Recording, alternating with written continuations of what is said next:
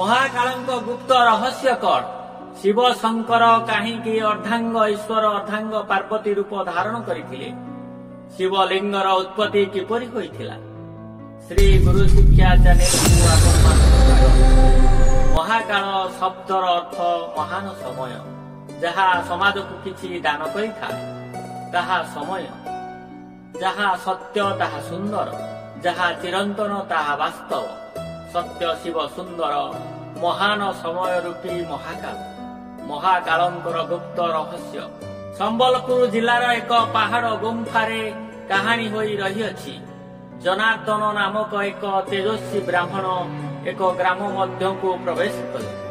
ଅଦ୍ୱିତୀୟ ଜ୍ୟୋତିରେ ତାଙ୍କର ଶରୀର ଝଟକୁଥିଲା। ବ୍ରାହ୍ମଣଙ୍କୁ ଦେଖି ଗାଁ ଲୋକ ରୁଣ୍ଡ ହୋଇଗଲେ। ଜନାର୍ଦ୍ଦନ ଗାଁ ମୁଣ୍ଡ ବରଗଛ ମୂଳେ ଚକା ପକାଇ ବସି ପଡ଼ିଲେ। ଈଶ୍ୱରଙ୍କ ଧ୍ୟାନରେ ନିମଗ୍ନ ହୋଇଗଲେ। ଗ୍ରାମବାସୀ ତେଜସ୍ୱୀ ବ୍ରାହ୍ମଣଙ୍କ ପାଦ ତଳେ ପ୍ରଣାମ କରି କହିଲେ, ହେ ବ୍ରାହ୍ମଣ ଦେବତା, ଆପଣଙ୍କ ପରିଚୟ କଣ? ବ୍ରାହ୍ମଣ କହିଲେ, ମୁଁ ଜନାର୍ଦ୍ଦନ ତୁମମାନଙ୍କୁ ଏକ ଦିବ୍ୟ ଶିଳା ବିଷୟରେ କହିବାକୁ ଆସିଛି। ମୁଁ ଜନାର୍ଦ୍ଦନ ତୁମମାନଙ୍କୁ ଏକ ଦିବ୍ୟ ଶିଳା ବିଷୟରେ କହିବାକୁ ଆସିଛି, ଯେଉଁ ଶିଳା ଅନତି ଦୂରର ଗୁମ୍ଫାରେ ରହିଅଛି। ଗ୍ରାମବାସୀ ବ୍ରାହ୍ମଣଙ୍କ ଠାରୁ ଶିଳାର ଗୁପ୍ତ ରହସ୍ୟ ବିଷୟରେ ଜାଣିବାକୁ ଆଗ୍ରହ ପ୍ରକାଶ କଲେ। ଜନାର୍ଦ୍ଦନ କାହାଣୀ କହିବା ଆରମ୍ଭ କରିଦେଲେ। କ୍ଷୀରସାଗର ନିବାସୀ ନାରାୟଣ ପୃଥିବୀ ସର୍ଜନା କରିବା ପରେ ମାନବ ସମାଜର ସର୍ଜନା ପାଇଁ ଚିନ୍ତା କଲେ। ବ୍ରହ୍ମା ବିଷ୍ଣୁ ମହେଶ୍ୱର ସମସ୍ତ ଦେବଗଣ ମାତୃଶକ୍ତିର ସ୍ତୁତି କରିବାକୁ ଲାଗିଲେ। ଦେବତାମାନଙ୍କ ସ୍ତୁତିରେ ଶୂନ୍ୟ ମଣ୍ଡଳରୁ ଏକ ଦିବ୍ୟ ମାତୃଶକ୍ତି ଆବିର୍ଭୂତା ହୋଇଥିଲେ। ସେହି ମାତୃଶକ୍ତି ପୃଥିବୀର ପ୍ରଥମ ନାରୀ ହୋଇଥିବାରୁ ତାଙ୍କୁ ଆଦିମାତା ସମ୍ମାନ ଦିଆଗଲା। ସ୍ୱୟଂ ସମ୍ଭୂତ ଆଦି ପୁରୁଷ ଶିବ ଶଙ୍କର। ବ୍ରହ୍ମା ଶିବ ଶଙ୍କରଙ୍କୁ ନିବେଦନ କଲେ, ହେ ଆଦି ପୁରୁଷ, ତୁମେ ଆଦିମାତାଙ୍କ ସହ ସଂଯୁକ୍ତ ହୋଇ ମାନବ ସମାଜର ଉତ୍ପତ୍ତି ପାଇଁ ଆଧାର ହୁଅ। ମାଟି ତତ୍ତ୍ୱର ଦେବତା ଶିବ ଶଙ୍କର ସୃଷ୍ଟିର ସର୍ଜନା ପାଇଁ ଆଦିମାତାଙ୍କ ମୁଖ ଗହ୍ୱର ମଧ୍ୟ ଦେଇ ଆଦିମାତାଙ୍କ ଶରୀର ମଧ୍ୟକୁ ପ୍ରବେଶ କଲେ।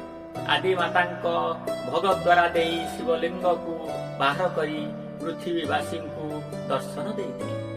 ଆଦି ପୁରୁଷ ଆଦିମାତାଙ୍କ ଏହି ସଂଯୋଗ ପୃଥିବୀ ପୃଷ୍ଠରେ ନାରୀ ପୁରୁଷର ମିଳନ ପାଇଁ ପଥ ସୃଷ୍ଟି କରିଥିଲା।